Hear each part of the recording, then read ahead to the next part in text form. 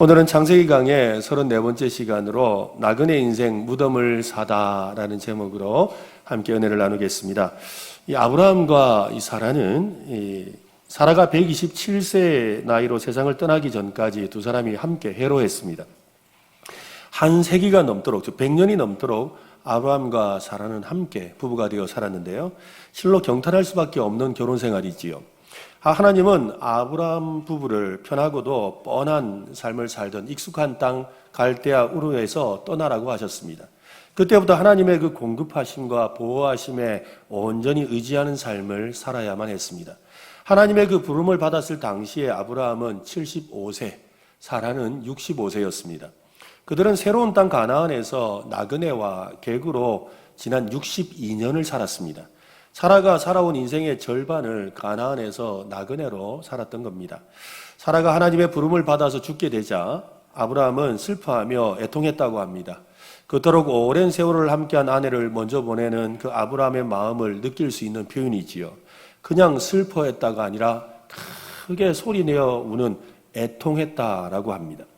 137세의 백발의 노인이 아내의 죽음 앞에서 슬퍼하며 애통하는 모습은 서로가 진심으로 사랑하고 의지하며 또 믿음의 길을 걸어왔다는 것을 느끼게 해줍니다. 사실 아브라함은 위대한 믿음의 사람이었지만 완벽한 남편은 아니었습니다. 그는 두 번이나 아내를 누이라고 속여서 이 사라를 곤욕에 빠뜨리게 했지요. 사라에게는 잊을 수 없는 아픈 상처가 되었을 겁니다. 사라도 아브라함에게 좋은 아내는 아니었습니다. 하갈과의 갈등과 내쫓는 과정에서 아브라함을 굉장히 난처하게 만들었기 때문이지요. 하지만 그들은 믿음 안에서 서로를 의지했고 함께 하나님과 동행하는 삶을 살았습니다. 어쩌면 낯선 땅에서 아들을 주실 때까지 기다리던 시간 속에서도 심지어는 아들을 번제로 바쳐야 하는 그 위기의 순간에도 두 사람은 함께 믿음의 길을 걸어왔던 것이지요. 오랜 가정의 달인데 이 부부라는 것은 한 곳을 함께 바라보며 걸어가는 사람들이지요. 그러므로 우리 가정에 모두가 주님을 바라보며 함께 걸어가는 아름다운 부부 또 가정 되시기를 예수님의 이름으로 축원합니다. 오늘 말씀에는 사라가 죽을 때의 나이가 사라의 매장제를 구하기 위한 이야기가 자세하게 기록되어 있습니다. 성경은 이스라엘의 그 선조들의 죽음을 기록할 때 대체로 남자들을 중심으로 기록을 합니다. 그래서 누가 몇 세까지 살다 죽었다라고 하죠. 그런데 여자인 사라의 죽음, 특히 아내의 죽음에 대해서 나이까지 밝히는 경우는 여기 사라의 경우가 특별합니다. 사라의 죽음을 통해서 뭔가를 말하고 싶고 뭔가가 시작되고 있다는 것을 알려주려는 의도가 있는 겁니다. 아브라함과 사라는 오랜 세월 동안 믿음의 여정을 통해서 엄청난 부자가 되어 있었습니다. 아브라함에게는 이미 수백 명의 종과 군사가 있었습니다. 아브라함은 당시 헤브론 지역에서 상당한 영향력을 지닌 그런 부족의 족장이었습니다. 부와 명예와 군사력에도 불구하고 아브라함은 집을 지을 땅 하나 갖지 못한 사람이었지요. 여전히 장막을 치고 여기저기 유랑하며 살았습니다. 그러다가 이제 자기가 살아가는 아내가 죽자 아내를 장사하기 위한 무덤이 필요했습니다. 고대 사회에서 이 자신이 태어난 고향에 자기 시신을 매장하는 것이 대체로 관례였습니다. 하지만 아브라함은 갈대아 땅에 자기 아내를 매장할 마음이 없어 보입니다. 지난 60여 년 살아왔던 가나안 땅을 고향으로 생각하고 그곳에 뼈를 자신과 함께 묻을 생각이었던 거지요. 우리처럼 3일 장례를 치르는 것이 아니었기 때문에 곧장 사라의 죽음을 알게 되고 난 뒤에 슬픔을 뒤로하고 매장할 땅이 필요했습니다. 그래서 아브라함은 평소에 눈여겨보았던 그 땅을 소유한 헷 족속에게 찾아갑니다. 땅을 사고 팔기 위해서는 그 지역에 사는 그 부족의 허락이 필요했습니다. 땅이라는 것이 개인의 소유이긴 하지만 그 부족들이 같이 사는 땅이기 때문에 일종의 문중 땅 이런 거죠. 그래서 개인이 함부로 사고 팔 수가 없었습니다.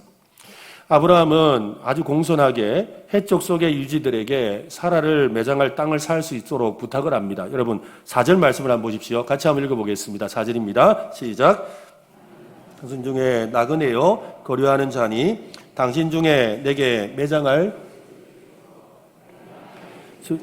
앞에서 내어다가 장사하게 하시오. 아브라함은 스스로 나그네요 거류자다라고 말하고 있습니다. 현재 아브라함과 그의 부족의 모습을 생각한다면 전혀 걸맞지 않은 그런 표현입니다. 이미 헤브론과 주변 지역과 부족들 사이에서 그는 유명한 사람입니다. 누구도 넘볼 수 없는 힘과 권력을 가지고 있었습니다. 그런 아브라함이 스스로 나그네요 거류하는 자다. 이 거류하는 자라는 말은 오랜 세월 그 땅에 살기는 했지만 외국인이라는 거예요. 외국인, 이방인이라는 거죠. 갈대아 땅에서 이주해온 외국인이 맞지요. 하지만 60여 년간이나 가나안 땅에서 살아왔습니다. 얼마든지 다른 표현을 사용할 수도 있습니다. 그들과 친한 이웃이라든지 아니면 함께 사는 주민이라든지 서로 돕고 지내는 동맹이라든지 말입니다. 그러나 아브라함은 자신을 나그네와 거류민이라고 표현하고 있습니다. 단순히 자기가 원하는 것을 얻으려고 극도로 자기를 낮추는 것이 아닙니다. 아브라함의 말 속에는 자신의 세계관, 자기가 어떤 사람인지에 대한 정체성이 숨어 있는 것이지요. 여기에 대해서 히브리서는 나그네요 거류자였던 아브라함에 대해서 이렇게 평가를 하는데요. 히브리서 11장에 보면 믿음으로 그가 이방 땅에 있는 것 같이 약속의 땅에 거하여 동일한 약속을 유업으로 함께 받은 이삭 및 야곱과 더불어 장막에 거하였으니 10절 우리 같이 한번 읽어보겠습니다. 시작. 이는 그가 하나님이 계획하시고 지으실 터가 있는 성을 바랐습니다. 이 말씀은 아브라함이 바라보고 있던 곳이 달랐다라고 하지요. 아브라함은 눈앞에 보이는 땅이 아니라 하나님이 계획하시고 지으실 터가 있는 성을 바라보고 있었습니다. 아브라함은 어떻게 해서 보이지 않는 성읍을 바라볼 수가 있었겠습니까? 아브라함이 자신이 거주하던 땅에서 제단을 쌓고 하나님의 이름을 부르며 예배하는 데 있었습니다. 그가 예배하는 것을 통하여서 하나님, 이 땅은 하나님의 땅입니다. 지금은 비록 헷 족속이 살고 있고 가나안 족속이 살고 있지만 예배하는 이 땅은 하나님의 땅이 될 줄로 믿습니다. 라는 믿음의 눈을 가졌던 것이지요. 자신이 예배하는 그곳이 하나님이 주실 성읍이 될 것을 믿음의 눈으로 바라보았던 겁니다. 미국의 제6대 대통령을 지냈던 존 애덤스라는 분이 있습니다. 그는 늙음하게 종종 지팡이에 몸을 의지해서 공원을 산책하고 했습니다. 어느 날 그를 잘 아는 어떤 분이 지나가다가 안녕하세요 하고 인사를 했습니다. 그때 이 존 애덤스가 이렇게 대답을 합니다. 네, 안녕합니다. 건강합니다. 그런데 집이 다 낡아서 지붕은 파손되고 벽은 떨어지고 바람에 흔들려서 받침대까지 세워놨습니다. 너무나 집이 낡아버려서 곧 이사할까 합니다. 그랬어요. 그러자 평소에 이 존 애덤스를 아는 이 사람이 그래요. 아니요. 대통령까지 지낸 분이 가정 형편도 넉넉하신데 집이 낡아서 이사한다니요. 그게 무슨 말입니까? 라고 했지요. 그러자 아니 그게 무슨 말이냐고요? 라고 물으니까 애덤스가 말합니다. 모르시는군요. 날 좀 보세요. 제 머리를 한번 보세요. 이게 머리가 다 빠져서 대머리가 된 내 머리가 보이지 않으세요? 이렇게 지붕이 낡았다고. 지붕이 낡았다는 거예요. 제 이 가슴을 한번 보세요. 이렇게 바람벽도 다 낡아서 이제 바람이 숭숭 들어올 만한 그런 이 몸이 되고 말았어요. 예? 나는 이제 겨우 내가 지팡이를 짚고 서 있는 그런 존재가 되지 않았어. 받침대로 지탱하는 낡은 집이 되었으니 곧 이사 가야 되지 않겠습니까? 그는 지금 어디로 이사 가겠다는 거예요? 어디요? 그렇죠. 하늘, 천국으로 가겠다는 거예요. 사도 바울은 우리의 장막이 무너질 때 하나님께서 지으신 집, 그 손으로 지은 것이 아닌 하늘에 있는 영원한 집이 있음을 믿으라고 했습니다. 맞습니다. 우리의 시민권은 이 땅이 아니라 하늘에 있지요. 우리는 이것을 믿는 세계관, 믿음을 갖고 살아가고 있습니다. 사도 베드로는 아브라함처럼 거류민과 나그네가 되어서 세상을 사는 성도들에게 이렇게 권면합니다. 베드로전서 2장에 보면 사랑하는 자들아 거류민과 나그네 같은 너희를 권하노니 영혼을 거슬러 싸우는 육체의 정욕을 제어하라. 너희가 이방인 중에서 행실을 선하게 가져 너희를 낙행한다고 비방하는 자들로 하여금 너희 선한 일을 보고 오시는 날에 하나님께 영광을 돌리게 하려 함이라. 우리는 이 어두운 세상에서 불러내어 천국을 본향 삼아 나그네로 살게 하신 것은 놀라운 하나님의 은혜입니다. 세상 사람들은 자신이 나그네와 같은 인생으로 세상에 거래하고 있음을 알지만 그것을 인식하지 못하고 살죠. 노래는 불러요. 인생은 나그네 길 하면서, 그죠? 알몸으로 왔다가, 또 홀로 왔다가, 그래 간다고 하면서 그 노래는 부르지만 세상에 누구도 나그네처럼 살지는 않아요. 나그네처럼 살지는 않아요.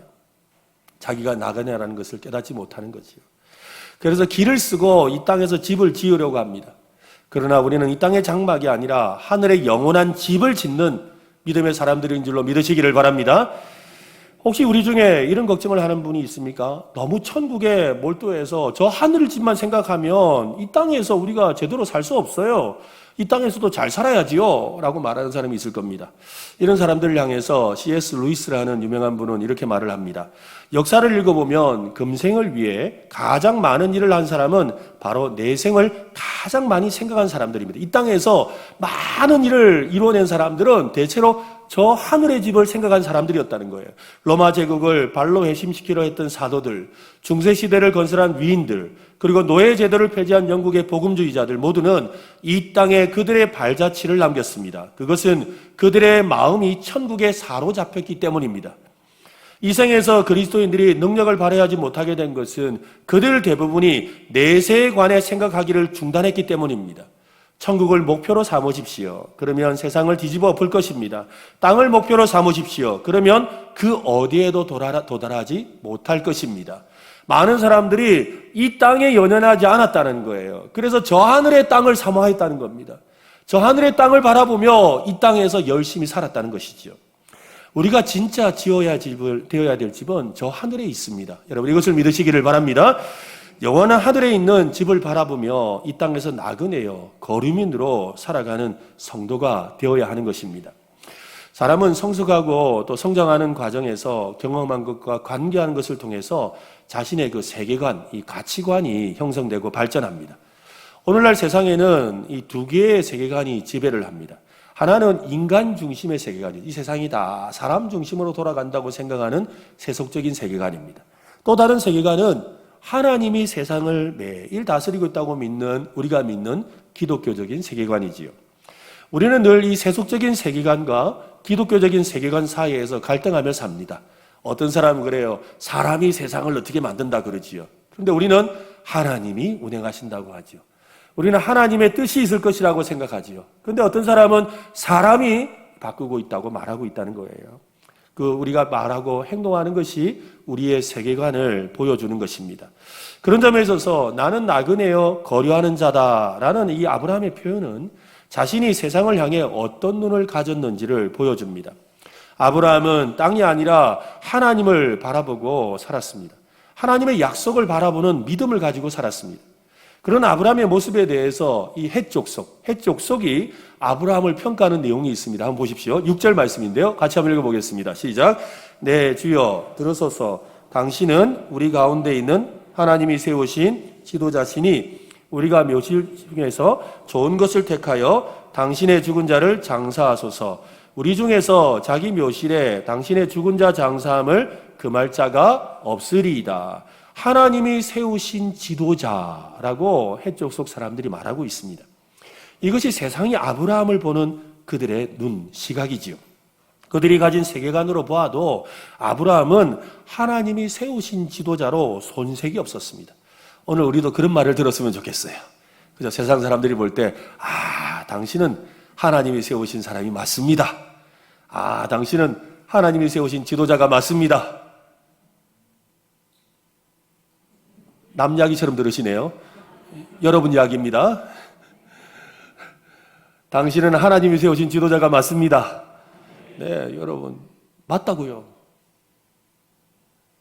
내 생각에는 저는 아닌 것 같지만 하나님이 그렇게 말씀하시는 거죠. 그런 말을 듣는 삶을 살아야 되겠지요. 여러분 어떤 점이 아브라함의 어떤 모습이 하나님이 세우신 지도자로 보였을까요? 어떤 목사님은 이 아브라함의 이 세 가지 모습을 소개합니다. 첫 번째는요, 협력하는 삶. 두 번째는 힘이 있는 삶이고, 세 번째는 다름을 보여주는 삶이에요. 즉, 다른 사람들과 협력하는 삶, 또 힘 있고 능력 있는 삶, 그리고 스스로 다르다는 것을 보여주는 삶이었다는 겁니다. 아브라함은 주변 부족들과 좋은 관계를 맺고 있었고 협력하는 삶을 살아왔습니다. 아브라함의 조카 롯이 살고 있던 소돔성에 전쟁이 일어난 적이 있습니다. 소돔성의 왕이 패배하고 그 성에 있던 사람들이 포로로 잡혀가게 되었지요. 아브라함의 이 조카 롯과 가족들도 같이 잡혀갔습니다. 아브라함은 자기와 동맹을 맺은 이웃들, 마므레와 에스골과 아넬 부족과 함께 나가서 싸워서 그들을 구해내는 일을 하지요. 아브라함은 가나안에서 외톨이로 살지 않았습니다. 주변 사람들과 사귀고 그들과 함께 일을 도모하고 어려운 일은 함께 나서고 서로 도움을 주고받는 이웃이 되어 살았다는 것입니다.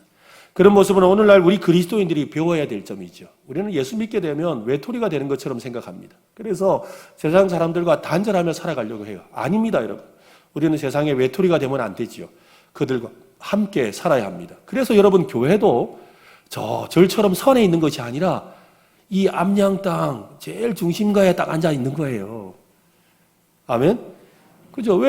만약에 우리가 교회가 세상과 동떨어져 살 것 같으면 우리도 산에 올라가야죠. 그렇지 않겠어요?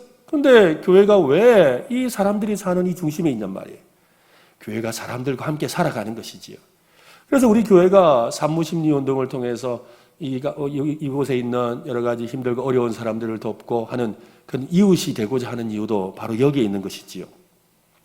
우리는 세상 사람들을 그냥 전도의 대상으로 보기 전에 함께 살아야 될 이웃으로 보는 태도가 중요합니다.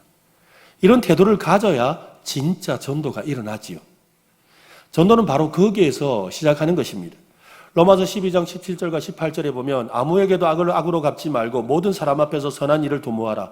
할 수 있거든 너희로서는 모든 사람과 더불어 화목하라 라고 했어요. 여기서 모든 사람은 우리 믿는 그리스도인들만을 말하는 것이 아닙니다. 세상의 사람들 모두를 말하는 것이죠. 그래서 오늘 우리 예배 후에 우리가 줍깅 데이 해서 이 지역에 휴지도 줍고 하는 이유도 바로 우리가 이웃이라는 거죠.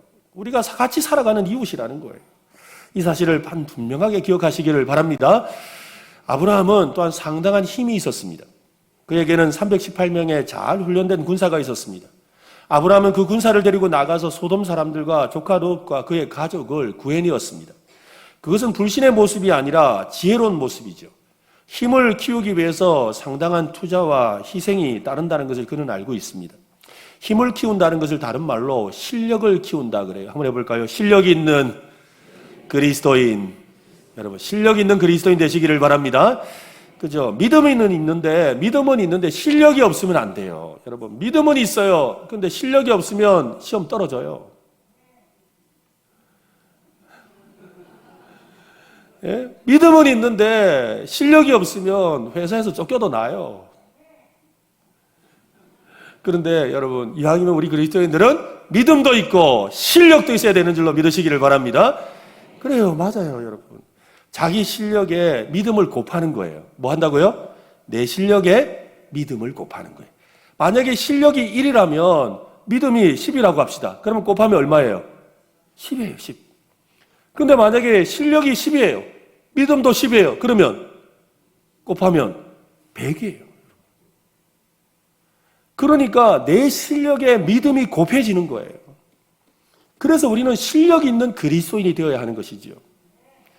여기 있는 젊은이들 뿐만 아니라 우리 모두가 바로 그런 실력 있는 그리스도인으로 살아가야 하는 것입니다. 각자가 받은 달란트대로 최선을 다해 힘과 실력을 키워야 합니다. 아브라함이 그랬다는 거예요.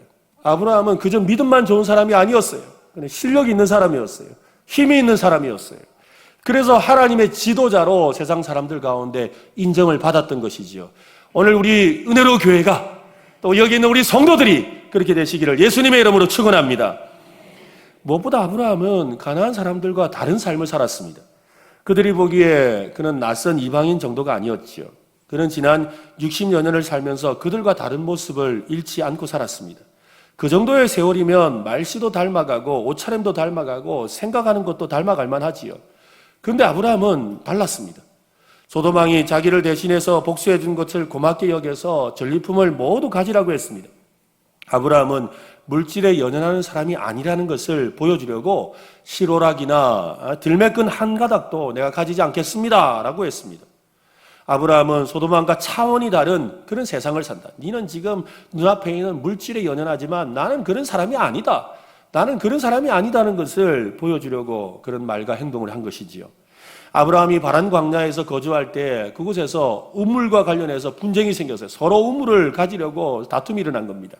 아비멜렉과 그 군대 장관 비골이 아브라함을 찾아와서 이렇게 말을 합니다. 네가 무슨 일을 하든지 하나님이 너와 함께 하시는구나. 아브라함은 달랐던 거예요. 뭔가 하는 행동이 달랐던 거죠. 너 정말 믿는 구성이 있구나. 네가 정말 하나님 믿는구나 라고 했다는 거예요. 우리도 그런 말을 들었으면 좋겠어요. 그죠? 야, 너 정말 하나님 믿는구나. 야, 정말 하나님 계신가 보네. 이런 말을 들어야 되는데 네 보니까는 아이고, 이 말을 들으면 안 되죠. 우리 성도들은 그죠? 우리의 삶을 통해서 하나님이 계신 것을 증명하는 삶인 줄로 믿습니다. 맞습니다. 아브라함은 하나님이 함께하는 사람이었습니다. 하나님의 신이 아브라함과 함께하는 사람이었지요. 믿음과 실력을 두루 겸비한 힘이 있는 사람이었습니다.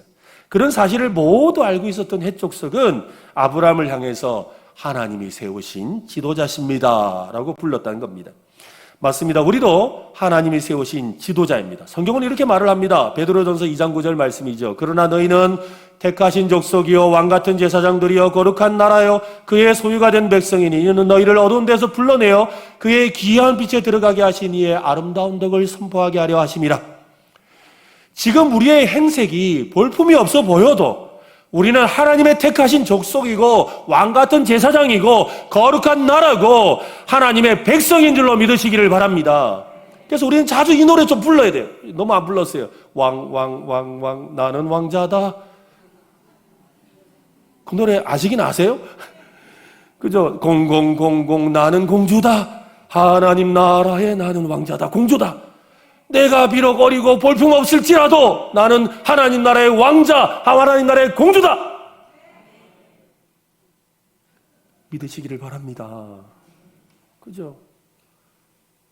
우리는 그 믿음을 갖고 사는 사람들이에요. 하나님이 세우신 지도자라는 사실을 오늘 굳게 확신하고 돌아가시기를 예수님의 이름으로 축원합니다. 막벨라라는 뜻은요, 두 개의 동굴이라는 뜻입니다. 입구가 하나인데 안에 들어가면 동굴이 두 개 있는지 아니면 구멍이 두 개인데 들어가면 하나인지 정확하게 알 수는 없지만 이 막벨라라는 뜻이 그렇답니다. 이 막벨라 굴은 이 당시에 에브론이라는 사람이 소유한 이 밭에 있는 동굴입니다. 아브라함은 그 밭과 동굴을 모두 충분한 대가를 주고 구매하려고 하지요. 마침 해족속이 모여있는 자리에 이 에브론이라는 사람, 땅 주인도 함께 있었습니다. 아브라함의 제안에 그 땅과 거기에 있는 동굴을 아유 아브라함 당신이 그냥 드리겠습니다. 당신이 어떤 사람인지 우리가 아는데 그분 돌아가신 뒤에 그곳에 당신 아내를 그곳에다가 장사하세요 라고 했습니다. 아브라함은 에브론의 호의를 거절하고 정당한 값을 치르고 아내를 묻을 수 있게 해달라고 정중하게 부탁합니다. 아브라함은 지역 공동체의 허락이 없이는 어떠한 땅 묘지도 사용할 수 없고 매매할 수 없다는 것을 잘 알고 있었기 때문이지요. 다행히 에브론과 해족 속의 분위기가 참 좋았습니다. 에브론의 말대로 사라를 즉시 막벨라 굴에 장사해도 아무 문제가 없는 그런 상황입니다. 하지만 그는 그렇게 하지 않습니다. 적절한 값을 치르고 땅을 사려고 하지요. 그때 에브론은 다소 특이한 대답을 하는데요. 15절 말씀을 한번 보세요. 또 읽어보겠습니다. 네, 주여, 내 말을 들으소서. 땅값은 400세겔이나 그것이 나와 당신 사이에 무슨 문제가 되리이까? 당신의 죽은 자를 장사하소서. 이것이 당시에 토지를 거래하는 방식이었어요. 이게 좀 말이 좀 애매한 말이거든요. 가진 생색과 예우를 동원해서 상대방의 체면을 최대한 올려주죠. 당신은 하나님의 지도자입니다. 좋아요. 이러면서, 얼마든지 땅 쓰세요. 그냥 쓰세요. 공짜로 쓰세요. 근데 그 땅이요, 은 400세겔쯤 나가요. 근데 그냥 쓰세요. 그러는 거예요. 좋은 땅, 그 맞아요. 당연히 드려야죠. 쓰세요. 마음껏 쓰세요. 얼른 쓰세요. 근데 그 땅이 한 400세겔쯤 하거든요. 하여튼 쓰세요. 이런 거예요. 이 말을 잘 알아들어야 돼요. 예. 그렇게 비싼 땅을 쓰라고요. 고맙습니다 하고 쓰면 큰일 나요. 그거는 예의예요, 예의. 그냥 말로 하는 예의. 그러니까 온갖 생색을 내면서 예의를 이렇게 갖췄지만 이 사람이요, 바가지를 씌우려고 은 400세겔이라 그래요. 상당히 비싼 값을 요구하고 있는 거예요. 아브라함은 이것을 알지요. 깎을 수도 있었어요. 근데 아브라함은 에브론의 그 빈말을 곧이곧대로 믿고 공짜로 땅을 덥석 받지 않고 은 400세겔을 그대로 쳐줍니다. 여러분, 세상에는 공짜가 없습니다. 한번 따라할까요? 세상에는 공짜가 없다. 없습니다, 여러분. 그런데 은혜를 공짜로 받다 보니까 가끔씩 성도님들께 목사님 뭐이 없다면서 찾아오는 분들이 계세요. 들어보면 뭐냐면 공짜로 준다고 갔다가 홀딱 당했다는 거예요.